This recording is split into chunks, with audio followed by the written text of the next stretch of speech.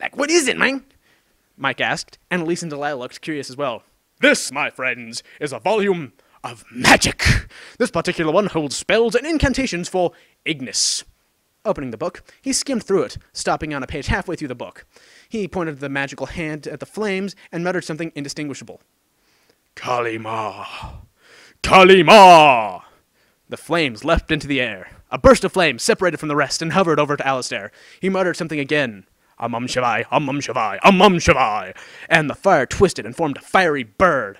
Caw! It flapped its wings, circled above the camp before diving into the flames. The flames leapt up again, then dimmed down. Alistair closed the book. A puff of smoke puffed out from between the pages as the book closed. I believe you can conclude what kind of magic this is, Alistair said, placing the book back inside the chest. Fire magic is one of the few elementals that magic can produce. After and control flames with the right training, it can be very useful or dangerous. Can't you do another fire spell, man? I like to burn things, asked Mike, looking like a child on Christmas morning. Sorry, Mike, but I only have enough strength for one spell apiece, said Alistair, grabbing a second book. This one was green, with a bolt of lightning and different symbol on the cover. Ventus, wind magic.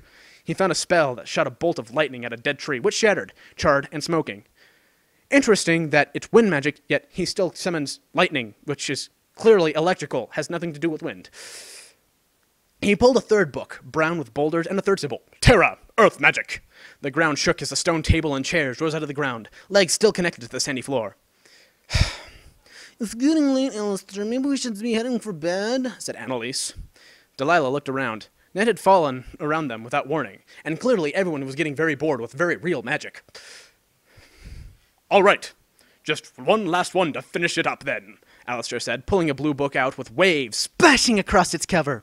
Opening it, he scanned down a page and rested a finger on an incantation. Alistair pointed at the fire and muttered the spell. Ichne unye umberde! A miniature rain cloud materialized above the fire and rained down on the flames. The warm blaze died out. The cloud vanished. The darkness closed in as Alistair shut the book. Sealing the chest, he picked it back up and put it in the back of his car. Mike grabbed lanterns for both tents. Annalise took one and headed for the closer tent. Delilah followed her. The tent was roomy and warm, because very few things in this book are cold. After a few minutes, everyone seemed to have fallen asleep except Delilah. She lay awake, listening to Annalise's breathing.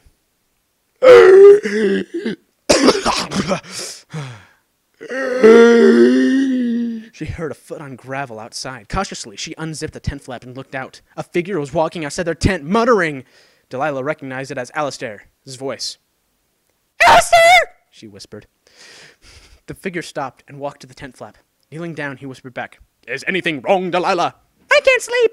Can you have maternal allergy forget for me? Of course. Alistair sat cross-legged next to the tent and began to hum. Delilah lay back down and closed her eyes. The song filled her ears and filled her dreams. I still hear your voice when you sleep next to me.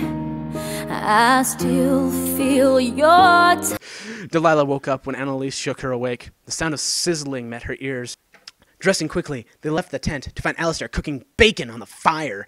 Mike was sipping orange juice and greeted them with a sleepy smile. What's up, Mike? Annalise ruffled Mike's hair before sitting down next to him. They ate breakfast, staying near the fire for warmth. After that, Mike led them down a trail through the trees where the rock face ascended. They climbed up the worn rock to a little flat under the crest. The rock here went vertical, here, a distance of a few stories high, with holes lining the cliff. The climbing gear was already there, as were 2 ropes already hooked up. There were only three harnesses to share, so everyone strapped them on except Alistair, who would be belaying. Mike ascended first, finding the best way up the pockmarked rock. Annalise hooked up next, and went up after Mike. Delilah was then strapped in. She's clearly going last because something will obviously happen to her. I mean, being last, she's clearly the safest person. She stared at the cliff and felt a knot in the pit of her stomach. How am I going to do this, especially after I've already been grievously injured and barely got out of the hospital? She looked at Alistair. He nodded. Oh, I'll be fine. Alistair's got a hold of me.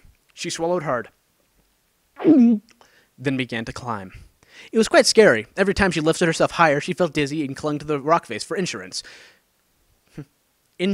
Rock face insurance. When you need a steady foundation. When she got stuck, Alistair pulled lightly on the rope and lifted her just enough for her to continue. After what felt like ages, she stepped over the edge and straightened up. Mike and Annalise were at the top, grinning at her.